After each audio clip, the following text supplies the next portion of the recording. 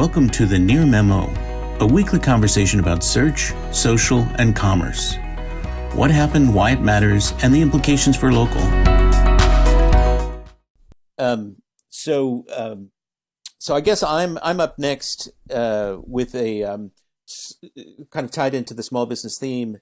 There was a CallRail report last week that we wrote about that was kind of interesting about small businesses and what they want and what they're doing with digital marketing. We talked about their need for strategic advice as opposed to just sort of delivering leads. And as a kind of follow-on to that, there was a constant contact piece that came out that was pretty interesting because it talked about it talked about a number of things. It's in the, I think it's in the Monday newsletter, but it kind of conveys a disconnect between small business marketers and their audience. And, you know, it consistent with the CallRail findings, social media is the top channel that is used. So typically what you get is you get social media, email, and websites as being 1, 2, and 3, depending on the survey, with social media invariably at the top.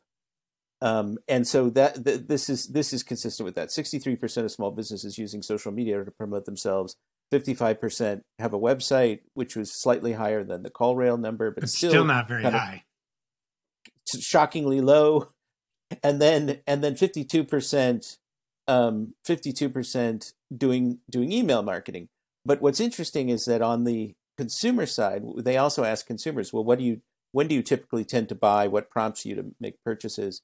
Emails number 1, text messages number 2, call out to Leadferno, and social media number 3. So you've got a 43% gap between social media, the number 1 promotional tool, and social media, the consumer buying channel. And that was just an interesting point that goes to the larger question of whether or not these small business owners really know their customers and really know their customers' behavior. And the survey also showed that they were pretty confident that they understood, but the consumer data suggests that they're not really in sync. Now, so when social commerce really kicks in, Facebook and Instagram are doing it, TikTok's doing it, Pinterest is doing it, all the platforms are doing it to varying degrees. When that really kicks in, then you may see a change. But right now, there seems to be a pretty big gap between what small businesses think their customers are doing and what the customers say they're actually doing. And this is a gap that David and I saw at Local U for the last 10 years, literally. It's been very consistent, this sort of misalignment of resources with reality. So interestingly, goals with channels, right? I mean, social media is an incredibly useful channel, just not a particularly transactional one. And so if businesses, are consistently saying, I want, what do you want to do with your digital marketing? I want to get more customers. Social media is not the place you should look for that. If you want to say, I want to grow my brand and build awareness and build loyalty with great. Social media works really well for that. But it's definitely email and search when it comes to, where you're actually going to get dollars in the door. Well, interestingly, search isn't even on here, strangely. Maybe it's further down the list. But and then in the CallRail survey, I mentioned that it was only 15% of these businesses doing SEO or local SEO, which was kind of another shocking number. But the point you bring up in a way is about multi-channel coordination of your marketing, right? People sort of thinking of one channel for awareness and another channel for transactions. I think historically that's been very, very difficult for small businesses who really want to focus on fewer channels or concentrate their efforts on one area. It's been hard for big business too. It's hard. Absolutely. Yeah, it's a mess. I mean, tracking your leads across, sort of multi-touch attribution and what really is working is as much a nightmare for many enterprises as it is for small businesses. But Mike, you were talking before we started this call about your hair cutter. Your barberess. What do you call it? Salon. Your stylist.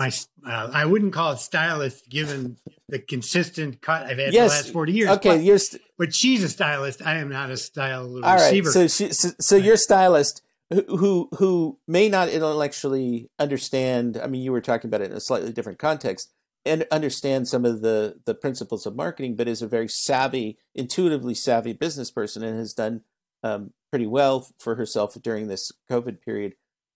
I wonder why more small businesses, don't sort of extrapolate from their own behavior into marketing. Like everybody uses Google. Why don't they just make that leap? I'm using Google, so must my customers also be. For her primary communication with clients who she now deals with directly is SMS. You reach out to her, she reaches back. Right, which is sort of ironically the cutting edge now in a certain weird way. And the reason is that she's intuitively in touch with people's needs. She listens when they say, I need X. She does X, right? And that's really, she's empathetic and smart in that sense, in that sort of type of intelligence. And as a result, has been able to survive even though there's a shitstorm going on around her. I was just curious why more small business owners don't take their own experience or their anecdotal experience of their friends and family and customers and then use that as a guide. Although interestingly, I did offer to do a sort of Google My Business pro bono for her. And she said, let me think about it right now. I'm not looking to grow my business. I'm very happy with the one-on-one relationships I have, but I'll get back to you. So, and it's understandable given that she is basically creating a boutique experience for everybody. Her shop is only open to you when you're getting your hair done, even though it's got 4 seats. It's only you right now, which is an incredible experience for me. It's like, whoa, this is nice.